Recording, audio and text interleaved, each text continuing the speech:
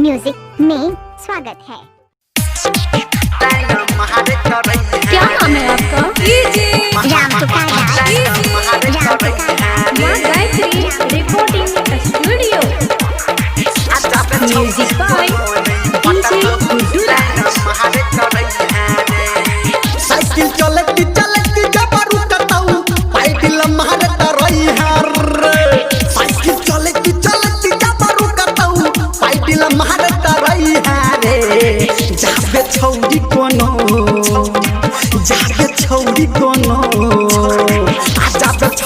कोनो नहीं पटतहु लाइन मारत रही रे।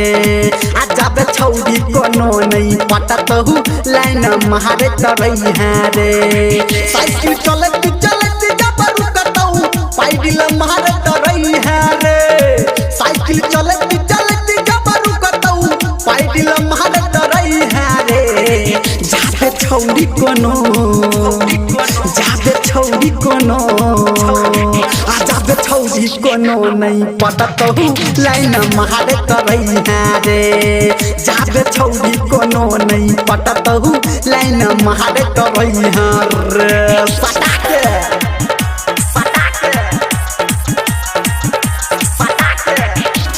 डीजे गुड्डू मधुबनी। क्या नाम है आपका?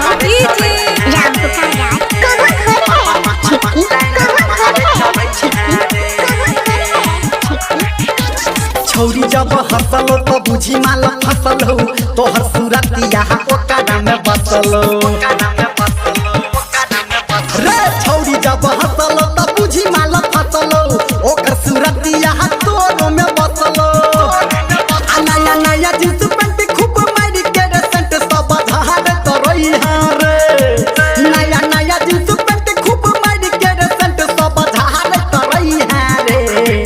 जाबे छौरी कोनो जाबे छौरी कोनो जाबे छौरी कोनो नहीं पटतहु लाइन मारत रही रे।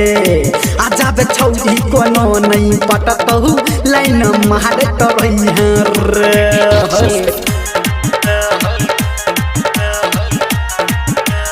अभी आप सुन रहे हैं डीजे गुड्डू मधुबनी।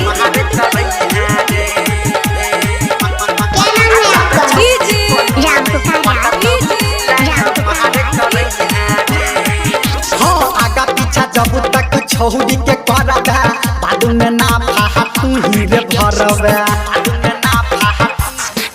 हाँ आगा पीछा जब तक छौरी के करबे बादू में ना फाहा तू ही रे भरबे। कहो डीजे संजय गौतम धर्मेंद्र के जहर रही रे। कहो डीजे संजय गौतम निरमलिया के जहर रही रे।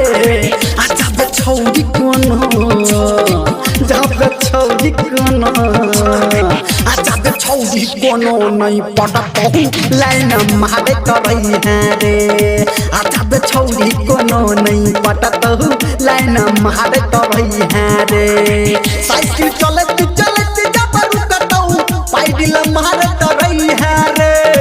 साइकिल चलती चलती जबरू कताऊ पैदल मारत रही रे।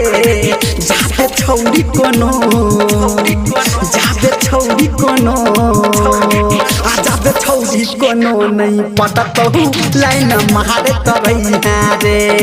जाबे छौरी कोनो नहीं पटतहु लाइन मारत रही रे। पीछा ने छोड़ी है लास्ट।